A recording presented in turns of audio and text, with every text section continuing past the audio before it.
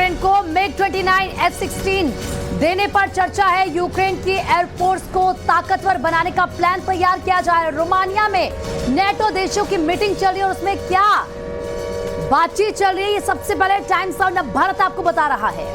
Romania में जो NATO देशों की मीटिंग चल रही है उसमें इन चीजों पर चर्चा हो रही है। मीटिंग के भीतर की खबर हम आपको बता रहे हैं। यूक्रेन को MiG-29 और F-16 देने पर चर्चा जो है नेटो के देश कर रहे हैं। यूक्रेन की एयरफोर्स को ताकतवर बनाने का प्लान जो है नेटो देश बना रहे हैं। तमाम जो देश है वो मंथन कर रहे हैं कि किस तरीके से यूक्रेन को सहायता दी जाए। और क्योंकि सर्दियां जैसे जैसे यूक्रेन में बढ़ेंगी, रशिया जो है अपने अटैक यूक्रेन के ऊपर बढ़ाने वाला है। तो ऐसे में किस तरीके से उस अटैक से बचा जाए, यूक्रेन की मदद किस तरीके से की जाए, क्योंकि रिफ्यूजी टेंशन भी यूरोपियन देशों की बढ़ने वाली है। यूक्रेन छोड़कर लोग जो है वो अलग अलग देशों में शरण लेने के लिए जाएंगे।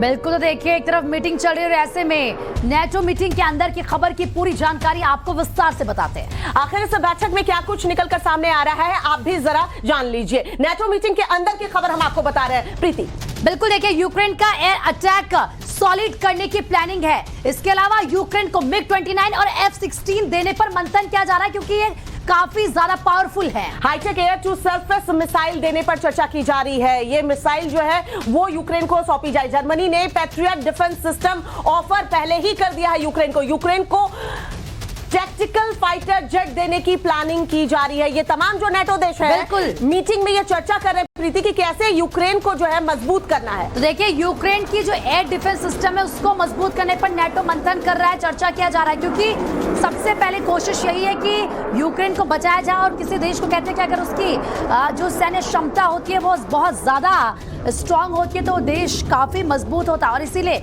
नेटो की ये पूरी कोशिश है कि हम यूक्रेन का एयर डिफेंस सिस्टम मजबूत करें।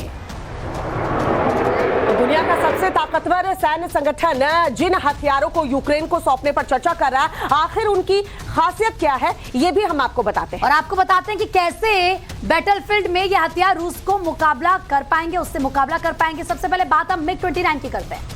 ये रूस में बना चौथी पीढ़ी का फाइटर जेट जो है वो बताया जाता है आसमान की तरफ 90 डिग्री पर टेक ऑफ ये जो है वो करता है। 5 मिनट के अंदर टेक ऑफ की इसकी क्षमता है। एयर टू सरफेस मिसाइल दागने में परफेक्ट है। मैक्सिमम हाइट पर 2400 किलोमीटर प्रति घंटे की स्पीड इसकी होती है। उड़ान की स्पीड जो है इसकी 330 मीटर प्रति सेकंड है। इसके अलावा देखिए ग्लास कॉकपिट है, डिजिटल स्क्रीन जैसे हाईटेक फीचर्स इसमें है। 665 किलो के 6 बम हवा में ले जाने की भी इसकी क्षमता सक्षम है। ये इसमें MiG-29 की खासियत हमने आपको बताई। अब F-16 की खासियत हम आपको बताते हैं। आखिरकार F-16 क्यों खास है? देखिए, अमेरिका में बना चौथी पीढ़ी का फाइटर जेट ये है। F-16 की maximum speed 2400 kilometre per hour है। एक बार में ये 9 मिसाइल कैरी करने में सक्षम है। F-16 9 मिसाइल एक साथ कैरी कर सकता है। एयर टू सरफेस अटैक करने में भी F-16 जो है वो सक्षम है। इसके अलावा एंटी शिप मिसाइल भी ये फायर कर सकता है। MiG-29 के मुकाबले अटैक रेंज इसकी काफी ज्यादा है, यानी कि दोनों ही काफी खतरनाक है। बिल्कुल MiG-29 भी मिला है और F-16 देने पर भी जब बात हो रही है तो समझ लीजिए कि दोनों कितने घातक हो सकते हैं। इस बीच जो बड़ी खबर आ रही है वो हम आपको बता दें। नेटो का समंदर में रूस को घेरने का प्लान जो है वो भी तैयार हो रहा है। किस तरीके से ब्लैक सी से बाल्टिक सी तक घेरने का प्लान, कि रूस को यहां किस तरीके से घेरा जाए, इसका प्लान भी नेटो देश तैयार कर रहे हैं। देखिए, ब्लैक और बाल्टिक सी में ताकत बढ़ाएगा नेटो, ये कहा जा रहा है। नए बैटल ग्रुप्स तैनात करेगा नेटो, क्योंकि एक तरफ तो यूक्रेन का एयर डिफेंस सिस्टम मजबूत करना है, लेकिन साथ ही साथ समंदर में कैसे जो शक्ति बढ़ानी है वो यूक्रेन की, इसको लेकर भी प्लानिंग चल रही है। Today in our meeting we discussed security in the Black Sea region, which is of strategic importance for the whole of NATO, and the challenges posed by Russia's illegal war in Ukraine. In response to Russia's aggression, NATO is reinforcing its presence from the Baltic to the Black Sea.